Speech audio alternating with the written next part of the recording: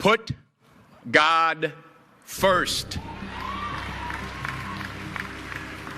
Put God first in everything you do.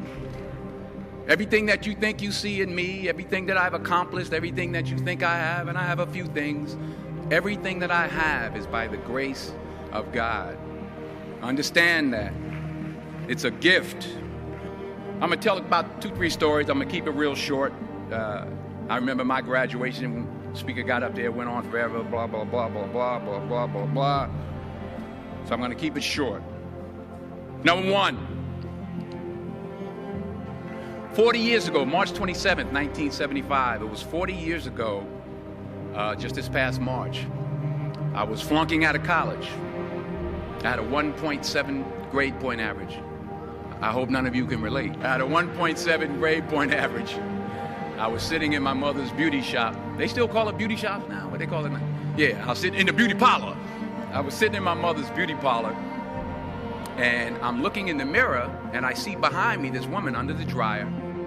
And every time she looked up, every time I looked up, she was looking at me, just looking me in the eye. And I didn't know who she was, and I said, she said, somebody give me a pen, give me a pencil, I have a prophecy. March 27, 1975, she said, boy, you are gonna travel the world and speak to millions of people. Now mind you, I flunked out of college. I'm thinking about joining the army. I didn't know what I was gonna do, and she's telling me I'm gonna travel the world and speak to millions of people. Well, I have traveled the world, and I have spoke to millions of people. But that's not the most important thing, the success that I had. The most important thing is that what she taught me and what she told me that day has stayed with me since. I've been protected, I've been directed, I've been corrected. I've kept God in my life, and it's kept me humble. I didn't always stick with him, but he always stuck with me. So stick with him in everything you do.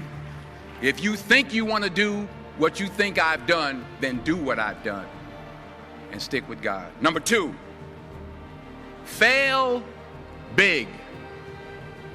That's right. Fail big. Today is the beginning of the rest of your life, and it can be very frightening. It's a new world out there. It's a mean world out there, and you only live once. So do what you feel passionate about. Take chances professionally. Don't be afraid to fail. There's an old IQ test, was 9 dots, and you had to draw 5 lines with a pencil within these 9 dots without lifting the pencil. The only way to do it was to go outside the box. So don't be afraid to go outside the box. Don't be afraid to think outside the box. Don't be afraid to fail big, to dream big. But remember, dreams without goals are just dreams, and they ultimately fuel disappointment. So have dreams, but have goals. Life goals, yearly goals, monthly goals, daily goals. I try to give myself a goal every day. Sometimes it's just to not curse somebody out. Simple goals, but have goals. And understand that to achieve these goals, you must apply discipline and consistency. In order to achieve your goals, you must apply discipline, which you have already done, and consistency every day, not just on Tuesday and miss a few days. You have to work at it every day. You have to plan every day. You've heard the saying, we don't plan to fail, we fail to plan. Hard work works. Working really hard is what successful people do. And in this text, tweet, twerk world that you've grown up in, remember, just because you're doing a lot more doesn't mean you're getting a lot more done. Remember that. Just because you're doing a lot more doesn't mean you're getting a lot more done. Don't confuse movement with progress. My mother told me, she said, yeah, because you can run in place all the time and never get anywhere. So continue to strive, continue to have goals, continue to progress. Number 3, you'll never see a U-Haul behind a hearse. I'll say it again. You'll never see a U-Haul behind a hearse. I don't care how much money you make, you can't take it with you. The Egyptians tried it. They got robbed. That's all they got.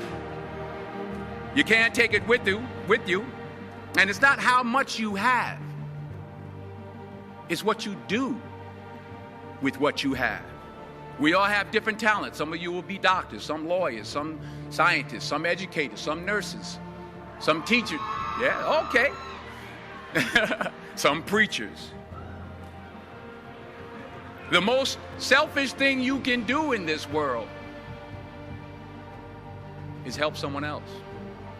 Why is it selfish? Because the gratification, the goodness that comes to you, the good feeling that I get from helping others, nothing's better than that. Well, one or two things, but nothing's better than that. Not jewelry, not big house I have, not the cars, but it's the joy. That's where the joy is, in helping others. That's where the success is, in helping others. Finally, I pray that you put your slippers way under the bed tonight, so that when you wake up in the morning, you have to get on your knees to reach them. And while you're down there, say thank you for grace. Thank you for mercy. Thank you for understanding. Thank you for wisdom. Thank you for parents. Thank you for love. Thank you for kindness. Thank you for humility. Thank you for peace. Thank you for prosperity. Say thank you in advance for what's already yours. It's how I live my life. That's why I am, one of the reasons why I am today. Say thank you in advance for what is already yours. True desire in the heart for anything good is God's proof to you, sent beforehand to indicate that it's yours already. I'll say it again. True desire in the heart, that itch that you have, whatever it is you want to do, that thing that you want to do to help others and to grow and to make money, that desire, that itch, that's God's proof to you, sent beforehand already to indicate that it's yours. And anything you want good, you can have. So claim it. Work hard to get it. When you get it, reach back. Pull someone else up. Each one, teach one.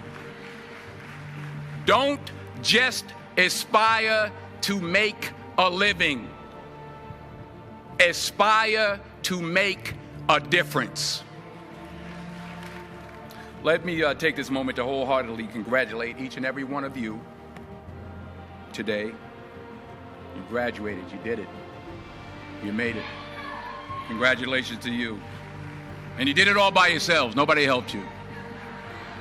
No, that's not. That's what I thought when I was young. I starting to really make it as an actor. I came in. I talked to my mother. I said, "Ma, did you think that this was going to happen? I'd be so big, and I'll be able to take care of everybody, and I can do this, and I can do that, and I can." She said, "Boy, stop it right there. Stop it right there. Stop it right there."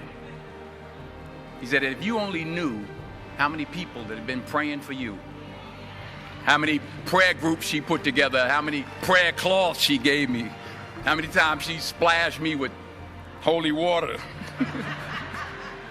to save my sorry behind," as she said it. She said, "Oh, you did it by yourself? I tell you what you can do by yourself. You can go outside, get a mop and a bucket and wash them windows. You can do that by yourself." Superstar. Thank you.